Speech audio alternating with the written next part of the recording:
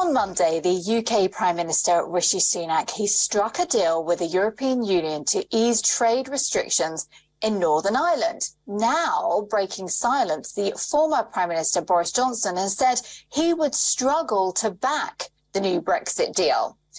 Well, Rishi Sunak says he wants to improve ties with the European Union, a 27-nation bloc. He's labelled the deal historic, one that enables Britain to move on from the Brexit rows that have tainted ties. Well, the UK Parliament is expected to be given a vote on the deal. In a speech at the Global Soft Power Summit 2023, Boris Johnson suggests Rishi Sunak had let the European Union retain too much power. Johnson said he could understand that people wanted to move on, but he said Brexit was only worth doing if Britain radically changed its economy. Well, as per the Prime Minister, a compromise deal on trade in Northern Ireland would leave the EU with too much control, he says.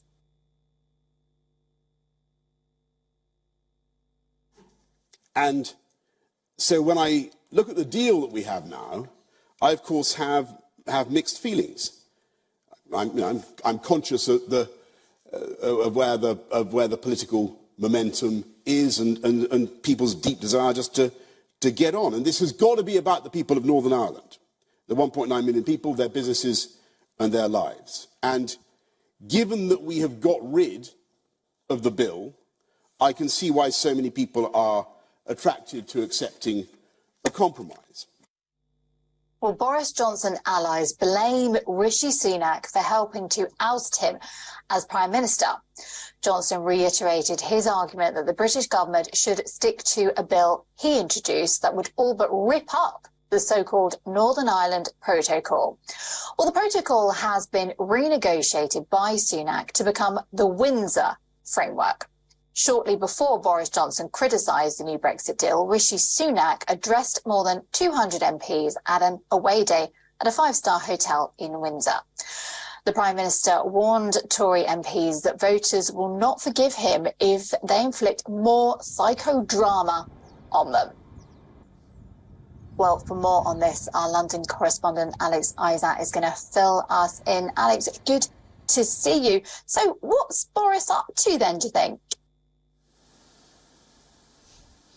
That's a good question. I'm not sure that he really has the power that he thinks he does within the party itself. A lot of people have been suggesting that he does, and that's when he says that he won't vote for this potential Windsor framework, that a lot of people will back him. But actually, when it comes down to this matter, Labour has already said that they will fully back the new framework, and a lot of Tory MPs also want to be seeing something pushed forward, as this has been rumbling on for the past few years now.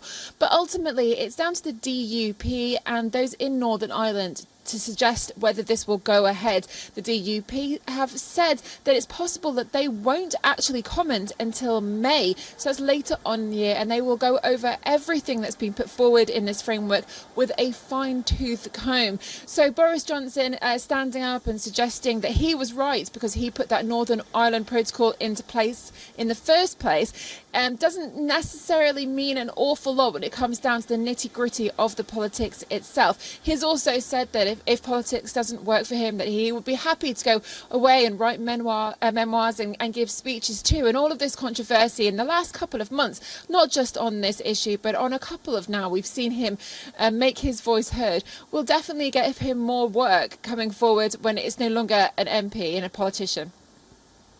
Yeah, I think you're right. I think he'll be busy, and he is handsomely paid for those speeches, as we know, don't we? And Alex, you're quite right for pointing out that it's all down to the DUP, really. So thank you very much. That's Alex Isaac, our correspondent in London.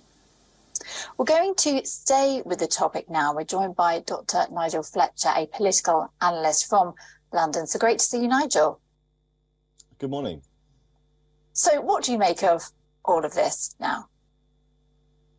Well, I think Alex got it about right there to say that Boris Johnson doesn't really have the same kind of attraction that he perhaps used to have to some of the conservative Eurosceptics.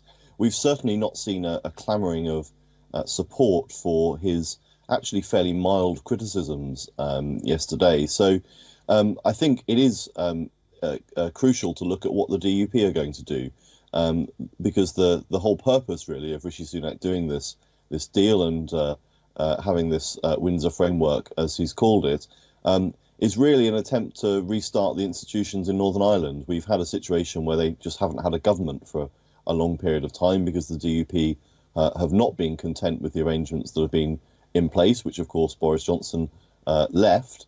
And so this is really all about trying to restart that and ensure that the Northern Ireland government can function.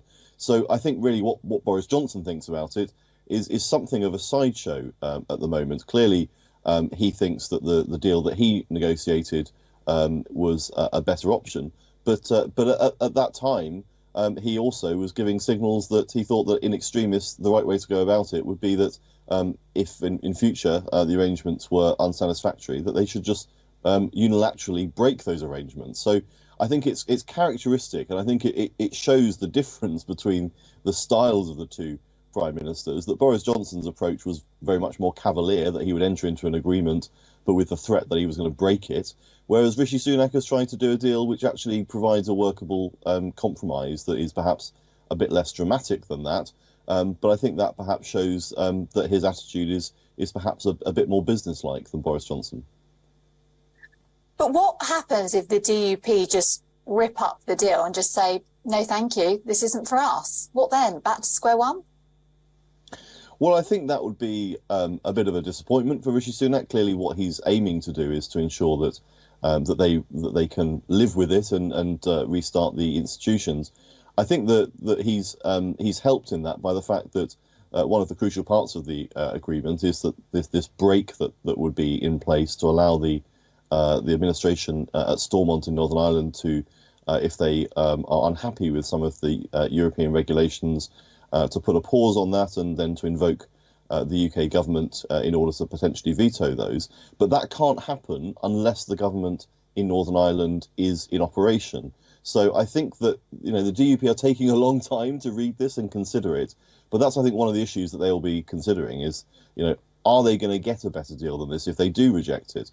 And I think it's one of those situations where perhaps the perfect is the enemy of the good. If you hold out for something that's going to give you absolutely everything you want, you may never get that, and this might be the best that they're going to get. So I think the fact that we haven't heard a huge amount of criticism, and we certainly haven't heard outright rejection from the DUP, although some of them have been quite critical and made quite negative noises about it. We haven't yet seen that outright rejection, and I think they will be working through very carefully the equation about whether they think they can get something better in future, or what the situation would be for them politically if they're seen as the ones who reject it and potentially lead to the institutions in Northern Ireland being suspended for even longer.